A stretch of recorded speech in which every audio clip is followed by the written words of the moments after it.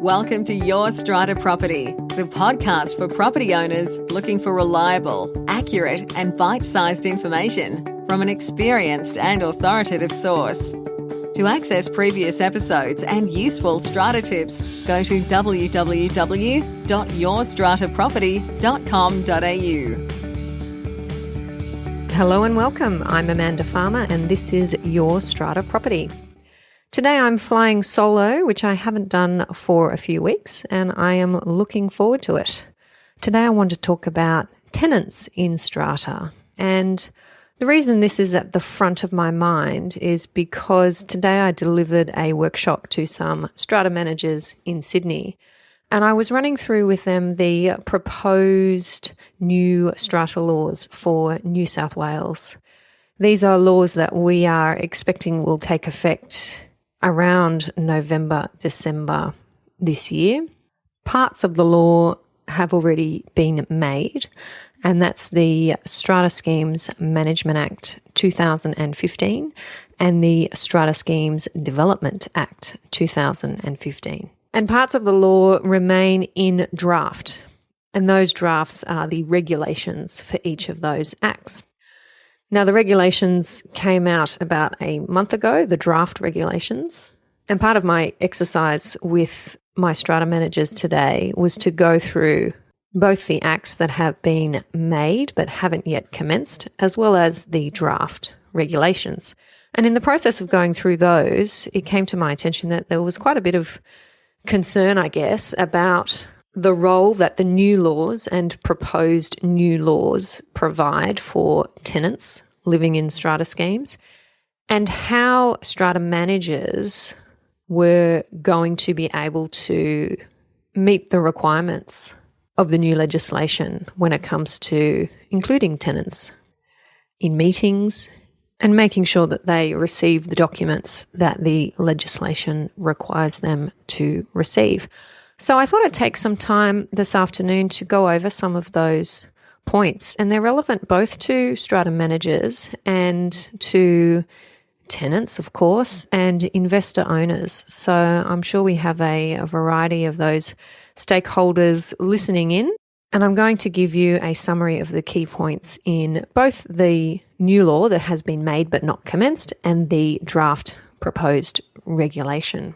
Now, I've got something exciting to offer to you today. It is a download cheat sheet that you can hop over to the Your Strata Property website and obtain. And it's essentially a summary checklist of the main points that I'm going to talk about for the next 10 minutes or so. You can grab that one, distribute it to your fellow managers, committee members, investor owners or tenants who might be wondering what this new law is all about and how it's going to affect them when it comes to dealing with tenants in strata. So head over to yourstrataproperty.com.au/tenants and you'll be able to download direct to your inbox that cheat sheet. Okay, so the four things that I'm going to talk about: notices of general meeting, where they need to be sent when we've got tenants in a strata scheme. I want to answer the question, how do we know if a lot is occupied by a tenant and where we need to send our information? That was a big question in the workshop today. Tenant representatives on the Strata Committee and the proposed laws on how a tenant is nominated to the Strata Committee. So let's cover off those four things. Notices of general meeting, where we've got a strata scheme where any of the lots are occupied by tenants, that owner's corporation must, at least 7 days before any general meeting, give a copy of the agenda for the meeting to each tenant, or if you've got a notice board that is required to be maintained under the bylaws, you can display a copy of the agenda on the notice board. So don't forget to do that when you've got tenants in the building once the new law commences. Tenants can attend general meetings, but they're not entitled to vote in their own right. They can vote if they hold the proxy from a lot owner, but they have no voting right as a tenant. Now, the owner's corporation can decide that tenants, as long as they're not also proxy holders, are not entitled to be present in the meeting when certain matters are being discussed. And these matters are set out in the legislation. They are matters about financial statements and auditors' reports, the levying of contributions, the recovery of unpaid contributions, or a proposal for the collective sale or renewal of the strata scheme. Now, if you're interested, this law is set out in the Strata Schemes Management Act 2015, which, as I've said, has been made but hasn't yet commenced. Check out Schedule 1, Part 2, Clauses 11 and 21 of that piece of legislation. All right, second point, how do we know if a lot is occupied by a tenant? So we've got to give them a copy of the agenda for the general meeting, assuming we don't have a notice board that we can whack it up on. We've actually got to give it to them. So we need to know who they are and how we find them. Now, this is where we turn to our tenancy notices, which we've received under new Section 258 of the Strata Schemes Management Act, 258. If a lot is leased, the lessor must give notice of the lease to the owner's corporation. That's what this section provides. And they must do that not later than 14 days after the commencement of the lease. So they have to provide you, the owner's corporation, usually via the strata manager, with notice of the tenancy. If they don't do that, there's actually a penalty, and they can be fined 5 penalty units, which is currently $500. They also need to notify the owner's corporation of any subleases and any assignments. So assignments of lease, that is. So the idea is that the owner's corporation's records are kept up to date with details of the current tenant for the lot. And the notice that's being provided must include the name of the tenant or tenants, their address for service, and the name of any agent acting for the owner in relation to the lease.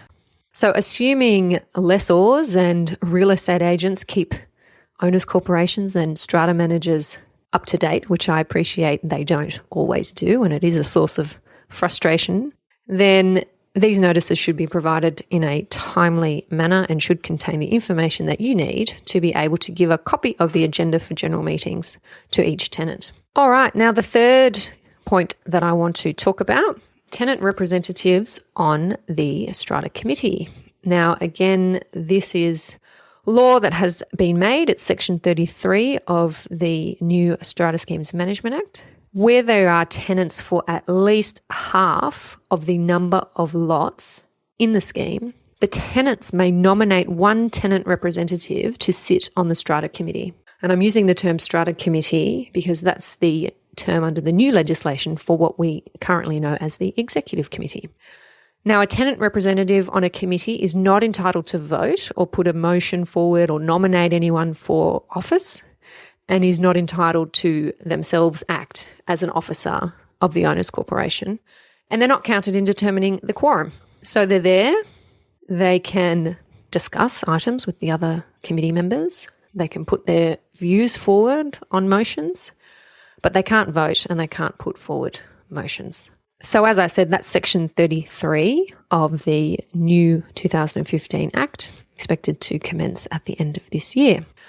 All right, lastly, and perhaps most controversially, the proposed new regulation on how we nominate tenants to the Strata Committee, the process for nominating tenants to the Strata Committee. Now, this is a draft regulation. As I said, it came out about a month ago, and the submission period has just recently expired, and the policymakers are off considering those submissions and deciding whether they're going to make any changes to this draft, significant or minor, or none at all.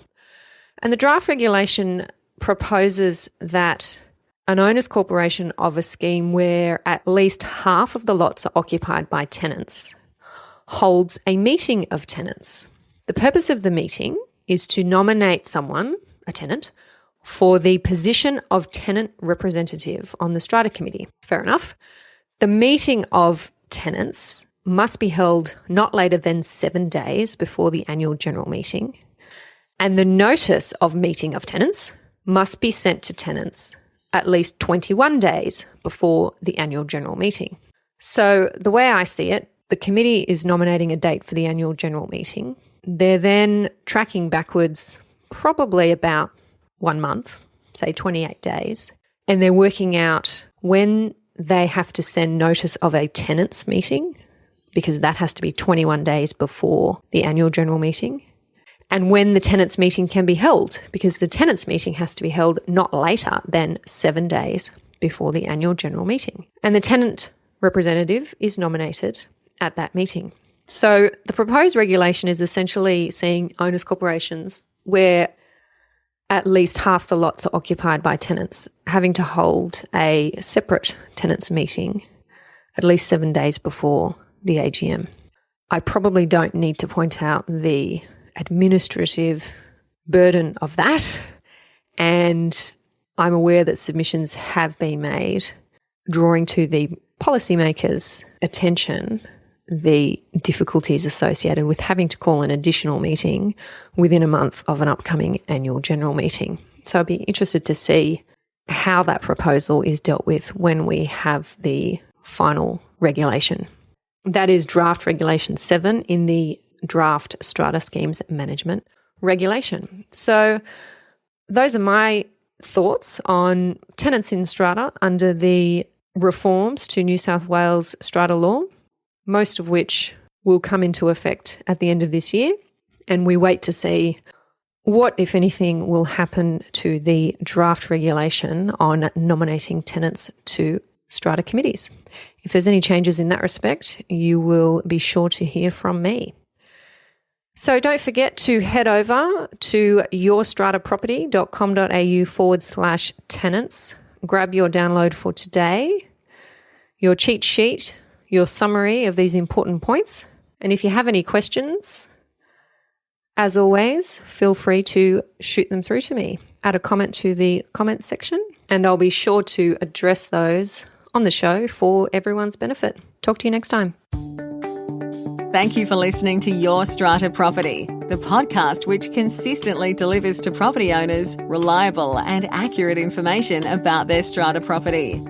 You can access all the information below this episode via the show notes at www.yourstrataproperty.com.au. You can also ask questions in the comments section, which Amanda will answer in her upcoming episodes. How can Amanda help you today?